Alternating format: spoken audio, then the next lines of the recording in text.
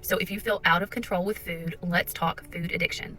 I'm Tiffany. I'm a physician assistant, but also a GLP-1 advocate. So I help people get access to GLP-1s that don't have access through traditional insurance. So I talk to a lot of people who struggle with food addiction. So if you're having trouble getting your GLP-1 covered, then check out some links over here in my bio. Hopefully that will help you out. So have you ever thought to yourself, why can I not stop eating even when I know I'm full?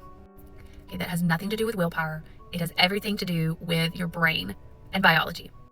So highly processed foods actually hijack your brain's dopamine reward system, especially foods that have sugar, salt, and fat combos. They actually create something that we like to call the bliss point, and companies know about this. When you get a dopamine surge in your brain, this is what creates cravings and even compulsions.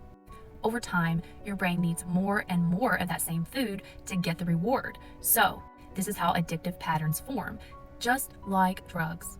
So here's some tips on how we help patients stop a food addiction. Number 1, eat your protein first. So no matter what's on your plate, make sure you eat whatever protein is there first. It helps to stabilize your blood sugars and keep those cravings at bay.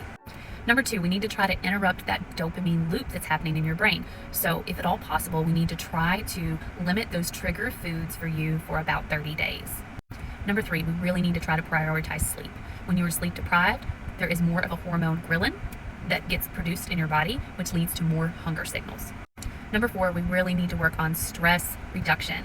I know this is harder than it seems, but stress causes binge eating. Now this may look different for everybody. It could mean therapy, it could mean medication, it could mean meditation, but whatever you got to do, work on managing your stress. Number 5, consider medications. So there's lots of medications out now that we use to help with this feedback loop in your brain. So we know this is not a willpower issue. So GLP-1s are a huge game changer in this. So if your insurance will not cover those, there are ways to get you access. So like I said earlier, you can check out the link in my bio and see if we can get you eligible. There's also medication called Wellbutrin/naltrexone, and the brand name for that is Contrave. And so sometimes that will also help. You will need to go through primary care provider to work on getting a script for that if that's something that you're interested in. But all of these medications work on reducing your cravings from a brain or neurologic standpoint.